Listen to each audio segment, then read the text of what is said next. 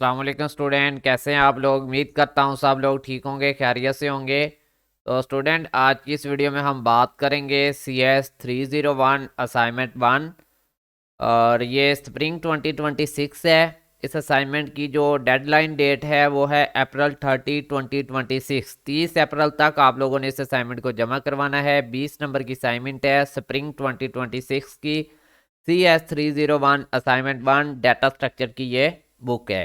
अगर कोई स्टूडेंट मसरूफियात की वजह से अपनी असाइनमेंट वगैरह नहीं बना पाता या क्विज वगैरह अटैम्प्ट नहीं कर पाता और वो इसकी सर्विस हासिल करना चाहता है, तो सामने स्क्रीन पे मेरा व्हाट्सएप नंबर है, इस पर आप रब्ता कर सकते हैं। अच्छा, इस असाइनमेंट की बात करूं तो सिंपली आपके टीचर ने यहाँ पे क्लियर बोला हुआ है कि .cpp फाइल जमा करवानी है। ठीक है। तो इस असाइनमेंट को बनाने के लिए आपको जो सॉफ्टवेयर रिक्वायर होगा वो है डेव C++। ठीक है। और इसको आप कैसे डाउनलोड करेंगे? अगर तो आपके पास डाउनलोड है, पीसी में इंस्टॉल है, फिर तो ओके है, उसमें असाइनमेंट बनाएं। अदरवाइज आप गूगल के ऊपर जाके लिखेंगे डेव C++ 5.11। तो ये वाला वर्जन आपने डाउनलोड कर लेना है, ये अच्छा चलता है। ठीक है, डेव C++ 5.11 जब आप इंस्टॉल कर लें फिर आप अपनी असाइनमेंट जो है वो तैयार करेंगे। वो मैं आपको बता देता हूँ किस तरह से आपने रेडी करनी है। यहाँ पे कुछ रिक्वायरमेंट दी हुई है आपके टीचर ने। ठीक है, प्रॉब्लम स्टेटमेंट दी है, उसके बाद स्टेप बाय स्टेप प्रोसीजर बताया हुआ है कि आपने यहाँ पे अपने प्रोग्राम के अंदर करना क्या है। तो ये जब मैं आपको प्रोग्राम दिखा रहा होगा तो फिर मैं आपको बताऊंगा कि कहाँ कहाँ पे हमने जो है वो आपकी रिक्वायरमेंट को फुलफिल किया है। यहाँ पे मोस्ट इंपॉर्टेंट चीज ये है कि remember that if you have not use your name and student ID in the programme your mark will be deduct. ठीक है। वो कह रहे हैं कि अगर आपने अपना नेम और अपनी स्टूडेंट आईडी का इस्तेमाल नहीं किया तो आपके जो नंबर हैं वो डिडक्ट कर लिए जाएंगे। होप सो ऐसा भी होता है कि जीरो आ जाते हैं अगर स्टूडेंट अपना नेम और अपनी स्टूडेंट आईडी नहीं लगाते। तो प्रोग्राम के अंदर कहाँ पे यूज करना है वो मैं बता दूंगा। इसके अलावा उन्होंने क्लियर कहा हुआ है कि C++ लैंग्वेज यूज करनी है, सी लैंग्वेज यूज नहीं करनी।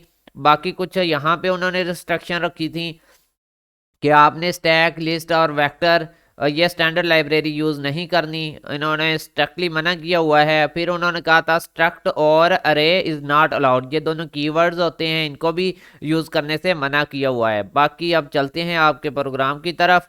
तो जब आप इसको इंस्टॉल कर लेंगे, Ctrl+N दबाएंगे तो इस तरह से एक नया डॉक्यूमेंट ओपन हो जाएगा। इसमें आपने अपनी असाइनमेंट बनाना होती है। ये फाइल के बटन पे जाते हैं, सेव एज के ऊपर क्लिक करते हैं, कोई भी एक फोल्डर बना लेते होते हैं जिसमें आप अपनी असाइनमेंट रख रहे हैं। ठीक है, जैसा कि मैंने यहाँ पे आपके सामने CS 301 का एक फोल्डर बना लिया है। अब इसमें मैं आपकी असाइनमेंट रख रहा हूँ। ठीक है, तो इसका नाम आप कोई भी दे लें। ठीक है, तो जैसा कि हम BC 1 2 3 ये नाम दे रहे हैं। इसके बाद मैंने अंडरस्कोर लगाया और मैं यहाँ पे लिख रहा हूँ CS 301 की ये असाइनमेंट है और इस फाइल को सेव कर लेना है। ठीक है, यहाँ पे आप सेव एज टाइप के ऊपर क्लिक करके कुछ भी चेंज ना किया करें। ये C++ सोर्स फाइल है, इसी को रहना दिया करें जिसमें .cpp भी आ जाता है। ठीक है, सो इसको सेव करते हैं। ये अब आपकी फाइल तैयार होगी है। इसके अंदर आपने लिखना है कोड। कोड कौन सा है? वो ये वाला कोड है। इसको मैं कॉपी करके यहाँ पे पेस्ट करता हूँ और फिर आपको सारा कोड दिखा देता हूँ लाइन बाय लाइन। ठीक है, सबसे पहले आपके टीचर ने बोला था एक वेब पेज नोड की क्लास बनानी है। ठीक है, यहाँ पे आपके कोड के अंदर आपके टीचर ने बोला हुआ था कि वेब पेज नोड की एक क्लास बनाए। ठीक है, जो कि हमने बना लिया, जो कि each node representation visit page को शो करवा रही होगी। तो ये हमने बना ली। इसके अंदर यहाँ पे हमने स्ट्रिंग URL ले लिया। इसके अलावा वेब पेज नेक्स्ट। सो यहाँ पे हमने इसको इतना डाटा आपने लिखना है। उम्मीद है कि आप लिख लेंगे। यहाँ पे लाइन नंबर 15 तक अब यहाँ पे अपना कोड लिख लें। ठीक है, वीडियो को रोक के इतना कोड लिख लें। इसके बाद दूसरी क्लास आपके टीचर ने कहा था कि हिस्ट्री स्टैक की बनानी है और ये रही हिस्ट्री स्टैक की क्लास की requirement. This class must manage the stack using the singly linked list. ठीक है, include a private pointer top, एक प्राइवेट पॉइंटर टॉप का बनाना है, implement push string URL pop and display all. तो ये सारी चीज़ें मैंने इसमें ऐड कर दी हैं। तो ये आप यहाँ पे लिखें अपना कोड। ठीक है, ये कमेंट्स है, आप चाहें तो लिखें, ना चाहें तो ना लिखें, ये होते हैं कमेंट्स। ठीक है, तो ये ज़रूरी नहीं होते, ये भी एक कमेंट था, मैं कमेंट साथ साथ रिमूव करता जाऊंगा। ठीक है, अब यहाँ पे लाइन नंबर 18 से लेके लाइन नंबर आप 26 तक कोड लिख लें। इतना कोड आप लिख लें। इसके बाद आप यहाँ पे लिखेंगे, इसको मैं कमेंट को रिमूव कर रहा हूँ। ये पुश फंक्शन है जो कि आपके टीचर ने यहाँ पे बोला हुआ है कि आपने यहाँ पे इम्प्लीमेंट करना है पुश फंक्शन।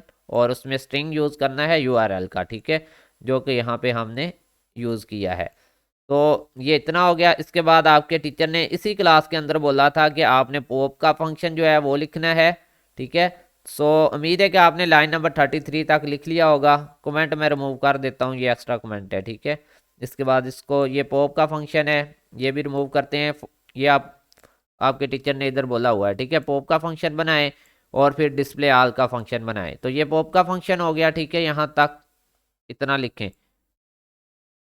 ये देखिए जूम आउट कर दिया मैंने। अच्छा, मोस्टली स्टूडेंट गलती करते हैं, वो क्या करते हैं कि एंड लाइन के ये एंड पे एल लिखा होता है, इसको 1 लिख रहे होते हैं। ये यूआरएल एल लिखा हुआ है, इसको 1 लिख रहे होते हैं। तो भाई एल और 1 के फ़र्क को समझा करें। ये एल है, इसके साथ मैं 1 लिखूंगा तो वो थोड़ा इस तरह से होता है। तो ये डिफरेंस आप समझ लें एल और 1 का, ठीक है, ये गलती ना किया करें। अच्छा, इसके अलावा अगर हम बात करें, यहाँ पे डिस्प्ले ऑल हिस्ट्री का फंक्शन है, लाइन नंबर 47 से आप लिखेंगे लाइन नंबर 64 तक, इतना है आपका डिस्प्ले ऑल हिस्ट्री का फंक्शन। और ये आपके टीचर ने कहाँ पे बोला हुआ है, ये देखें, ठीक है। इसी हिस्ट्री स्टैक के क्लास के अंदर आपने डिस्प्ले ऑल का फंक्शन भी लगाना था, जो कि मैंने यहाँ पे ऐड कर दिया है। इसको एज इट लिख लें। इसके बाद आ जाता है आपका इंट मेन फंक्शन, जिसके अंदर इंपॉर्टेंट चीज़ है आपकी वीयू आईडी, ठीक है। मैंने क्लियरली यहाँ पे कमेंट कर दिया है, replace with your actual name and ID. It's mean आपने अपनी आईडी और अपना नेम लगाना है, ठीक है। यहाँ पे अपना नेम लिखिएगा, नेम के आगे ये डबल कोटेशन के अंदर, और यहाँ पे अपनी स्टूडेंट आईडी डबल कोटेशन के अंदर डालनी है, ठीक है। अब यहाँ पे हम चलते हैं आपके टीचर की बाकी रिक्वायरमेंट के अंदर। और ये इंट मेन फंक्शन के अंदर ही सारी पूरी होंगी, तो मैं आपको साथ साथ बताता जाता हूँ। ये आपकी आईडी और नेम की रिक्वायरमेंट होगी, इसको एज इट लिख लें। इसके बाद उन्होंने कहा था कि आपका जो स्टूडेंट आईडी और नेम टॉप के ऊपर आना चाहिए। तो सी आउट की कमांड आपने यूज़ कर लिया प्रिंट करवाने के लिए। इसके अलावा यहाँ पे उन्होंने कहा था कि आप जो है एक auto insert video home page add करवाएंगे, ठीक है। ये दिया हुआ है उन्होंने, auto insert view home page, ये रहा, ठीक है। The URL must be formatted as, ठीक है। ये आपने यहाँ पे देख लेना है, इसको एज इट लिख लें। इसके बाद पुश अदर यूआरएल थे, ठीक है। और इसके बाद आपने ये वाला फंक्शन लगाना है बैक बटन का। उसके बाद आपका डिस्प्ले रिमीनिंग हिस्ट्री, जो बाकी रिमीनिंग हिस्ट्री है वो डिस्प्ले करवानी थी। अब मैं आपको चलता हूँ इसके आउटपुट की तरफ लेके, ठीक है, ताकि हम मैच करें आपके टीचर के आउटपुट के साथ। प्रोग्राम तो आपका कंप्लीट हो चुका, ये हमारा आउटपुट है और ये रहा आपके टीचर का आउटपुट, ठीक है। सबसे पहले स्टूडेंट नेम है, ठीक है, हमारा भी यहाँ पे स्टूडेंट नेम आ रहा है, वीयू आईडी आ रही है, ठीक है, जैसा कि आपके टीचर का है। फिर तीनों यहाँ पे साइट्स आ रही हैं, ठीक है। और यहाँ पे जो यूआरएल होगा ना वीयू वाला, जो कि आपके टीचर ने दिया हुआ है www.vu.edu.pk, और यहाँ पे लास्ट में आपकी आईडी नज़र आनी चाहिए, ठीक है। इसके अलावा यहाँ पे अदर 2 साइट्स हैं। और अगर हम बैक बटन प्रेस करेंगे तो ये वाली जो साइट है जिसके ऊपर हम मौजूद हैं github.com वाली, ये रिमूव हो जाएगी और बाकी 2 साइट आपकी यहाँ पे शो हो जाएंगी। तो इट्स मीन आपकी वीडियो आईडी 3 जगह पे आ रही है, एक तो टॉप के ऊपर, एक यहाँ पे आ रही है और एक यहाँ पर आ रही है, ठीक है। ये आपका था प्रोग्राम, ठीक है, कंप्लीट, जो कि मैंने आपको यहाँ पे इतना दिखा दिया है। ये सारा प्रोग्राम आपने लिख के सेव करके जमा करवाना है। अब जमा क्या करवाना है वो भी मैं बता देता हूँ। अभी हमने एक फोल्डर बनाया था CS301 का, इसके अंदर हमारे पास बन गई है 2 फाइल, ठीक है। हमने जमा करवानी होती है ये .cpp वाली फाइल।